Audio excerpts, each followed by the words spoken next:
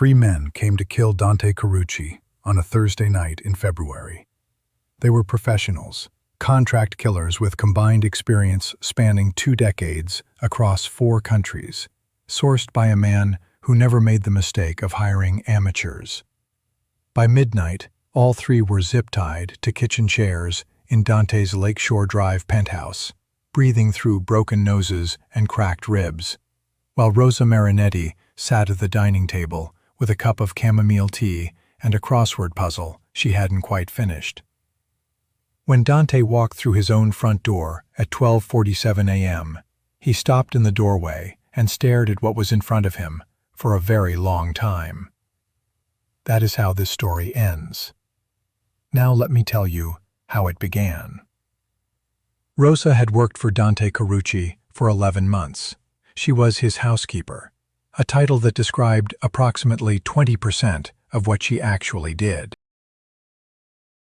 She managed the penthouse schedule, intercepted deliveries she wasn't supposed to know were weapons shipments, coordinated Dante's household accounts with a precision that his actual accountant quietly envied, and cooked Sunday dinners that had reduced 2 of Dante's most hardened lieutenants to asking for seconds with something close to vulnerability in their eyes. Rosa was 34, Puerto Rican and Italian by blood, broad-shouldered and full-figured in a way that filled a room before she said a word. A body built for presence, not apology. She had been a U.S. Army combat medic for 6 years before a knee injury ended her service. She had treated gunshot wounds under fire in 2 different countries. She had learned to read a room for threat levels the way most people read menus. Dante Carucci had no idea about any of that last part. He knew she was efficient, composed, and made excellent arroz con pollo. That was enough for him, or so he told himself. Dante was the kind of man photographs couldn't quite capture, not because he was particularly beautiful, but because whatever made him dangerous didn't translate to still images. He was 41, ran 3 legitimate businesses and 1 very illegitimate empire across the northern half of Chicago, and operated with the cold precision of someone who had learned early that emotion was a liability. He noticed Rosa the way you notice load-bearing walls. Essential, present, unremarkable, until the moment something tests them. What he did not examine was how often his eyes found her across a room without his permission. What he filed away about her, in that part of his mind where important things waited for context, would matter more than he knew. Because what happened next, nobody in that room could have predicted. And by the time they understood it, Victor Slade's position in Chicago would no longer exist. The humiliation happened at the Carucci family dinner in January, 4 weeks before the assassins arrived. Victor Slade was not a Carucci man. He was a business associate, the kind you tolerate because his port connections move product faster than any alternative, and eliminate the moment a better option appears. Victor had built his position in Chicago not through intelligence, but through the aggressive performance of dominance. He was a man who had spent his entire adult life compensating for the terror of being ordinary. And the way he compensated was by locating whatever made other people feel small and pressing on it until they bled. It was the only power he truly understood. He found Rosa at the bar cart during the pre-dinner hour, when the room was full and Dante was across the space in conversation with 2 men whose names never appeared on any legal document. "You're serving tonight?" Victor said, nodding at the glass Rosa was pouring. "This is for me," Rosa said. Victor looked at her, a slow, deliberate inspection, the kind designed to be seen by everyone watching. "I figured Dante was keeping you around for the cooking." He paused just long enough. "Must go through a lot of groceries." Laughter from the 2 men standing behind Victor. A few heads turned. Someone near the window pretended to examine the skyline. The particular silence of people who are grateful it isn't them. Rosa set the glass down. She looked at Victor Slade with the specific quality of stillness that people trained to assess lethal situations develop. Not anger, not wounded pride, but calculation. "Mr. Slade," she said, "I'll let Dante know you're ready for your table." She walked away, not quickly, not with her shoulders up around her ears. She walked the way she had learned to walk out of triage zones, steadily, with full awareness of everything behind her. Across the room, Dante had seen the whole exchange. He had watched Victor's face during those 6 seconds. He had watched Rosa's. He said nothing. He filed it. Dr. Linda Hartling's research on humiliation dynamics identifies what she calls the witness effect, the particular damage done not by the insult itself, but by the audience that absorbs it in silence. The bystanders who laugh or look away become, in the nervous system's recording of the event, co-authors of the wound. Rosa had felt every one of those watching eyes, and she had not given Victor Slade the satisfaction of letting it register on her face, because she had learned something across 6 years of Army service that most people never figure out. Your reaction is the only thing you can control, and your reaction is the only thing that tells your enemy what you're made of. Dante filed something else that evening. The way Rosa walked away from Victor was not the movement of someone retreating. He had seen retreat. This was something different, and the word for it sat at the edge of his understanding, just out of reach. He would reach it soon enough. The assassins arrived on a Thursday. Dante had left for Milwaukee that afternoon, a sit-down with the Kowalski organization that had been 6 weeks in the scheduling. He was not expected back before 2 in the morning. The penthouse was, as far as Victor Slade had been told by the man he'd paid to tell him, empty except for the housekeeper. The 3 men Victor hired were not cheap. The first was a former Spetsnaz operator who now freelanced across Eastern Europe and occasionally the American Midwest. The second had spent 8 years working close protection before discovering the money was considerably better on the other side. The third was younger, 29, built like a linebacker, and functionally without the fear response that normal human beings carry as a survival mechanism.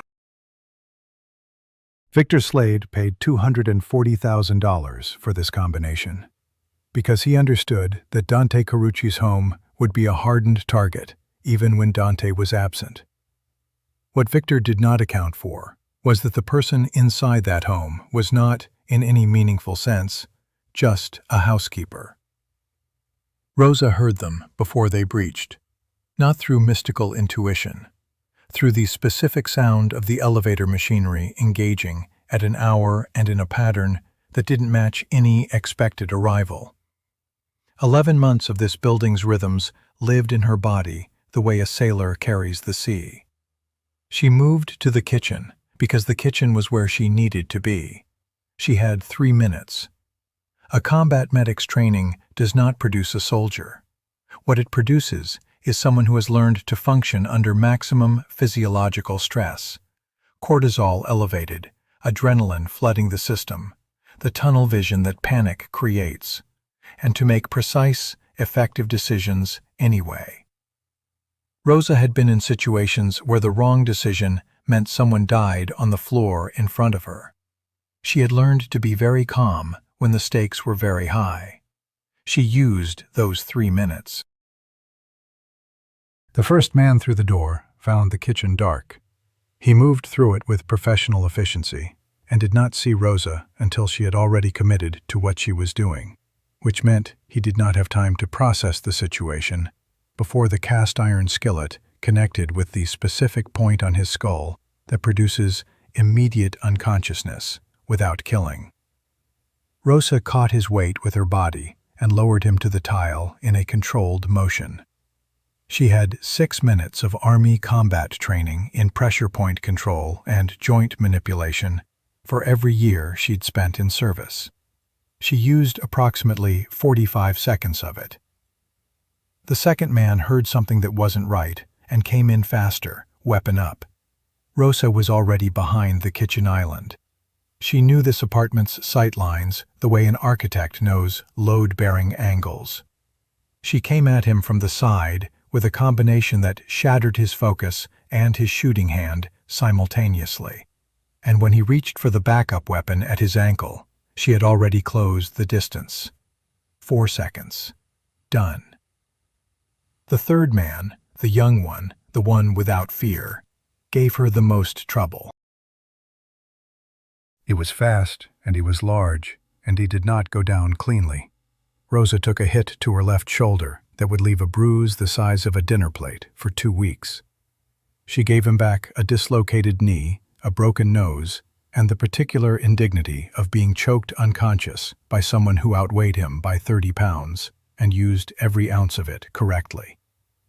She zip-tied all 3 with the industrial restraints she had moved from the storage closet to the counter during those first 3 minutes. She checked each of them methodically for weapons, concealed devices, and arterial bleeding. She dressed the laceration on her own forearm with the first aid kit under the bathroom sink.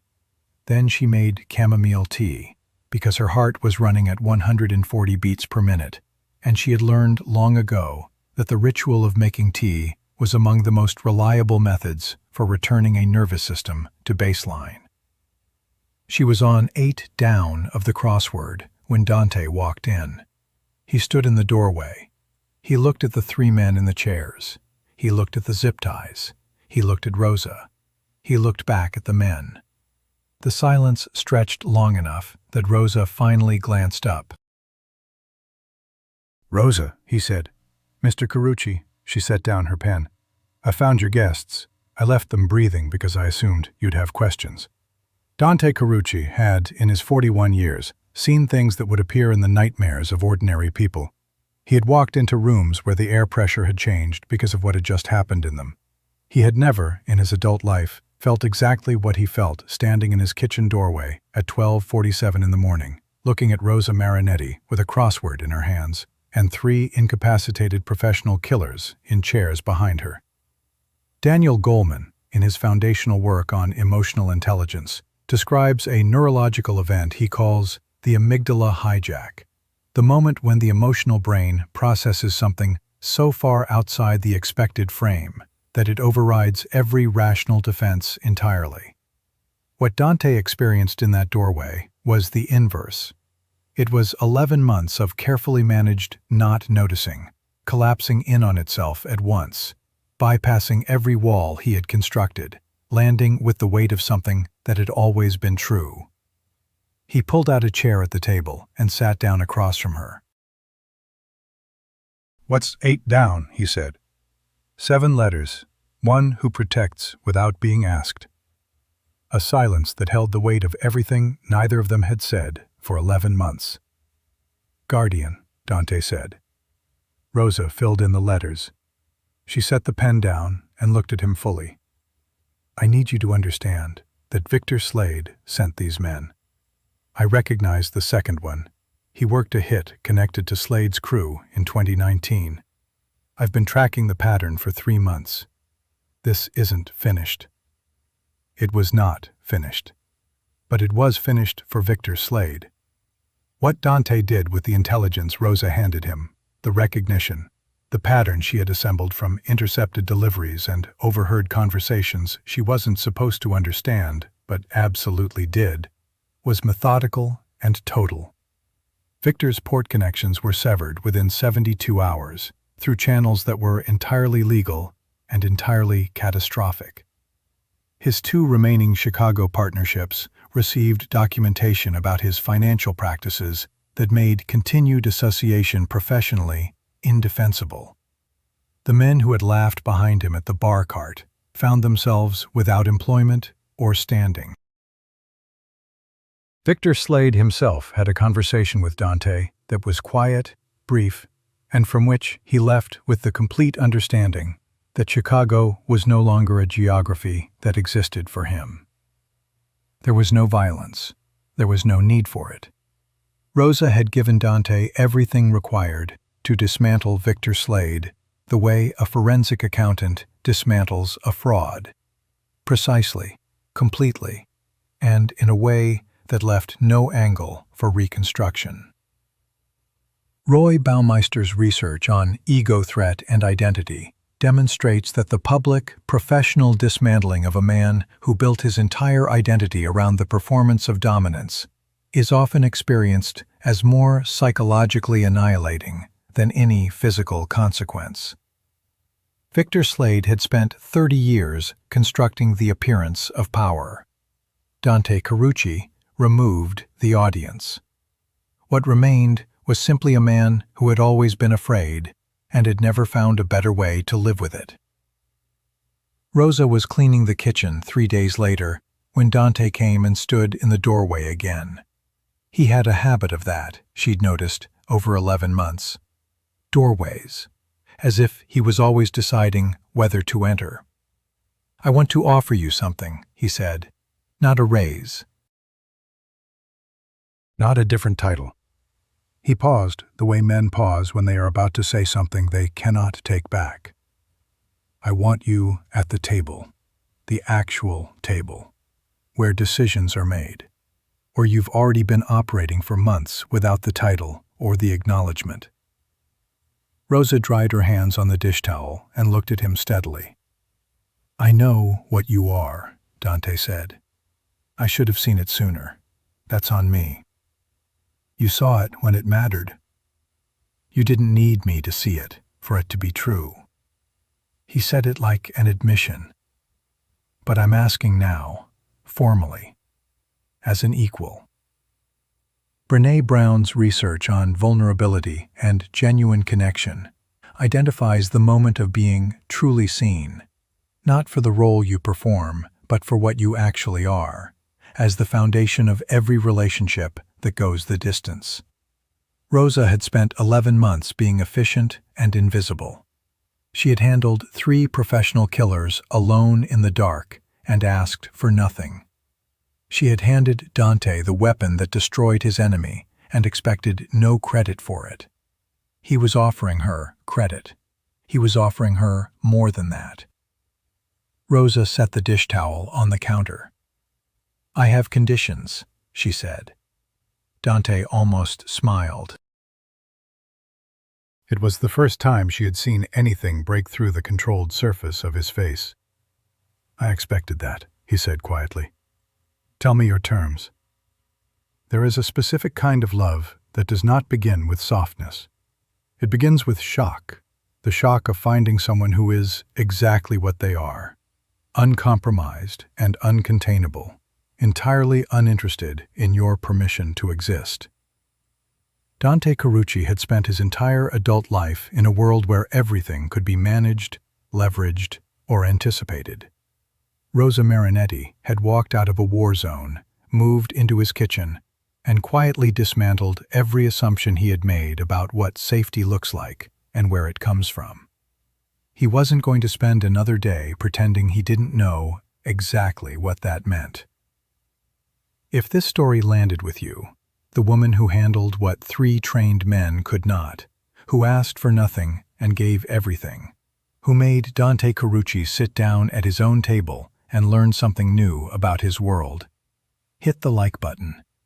Stories built on women like Rosa are what this channel exists for.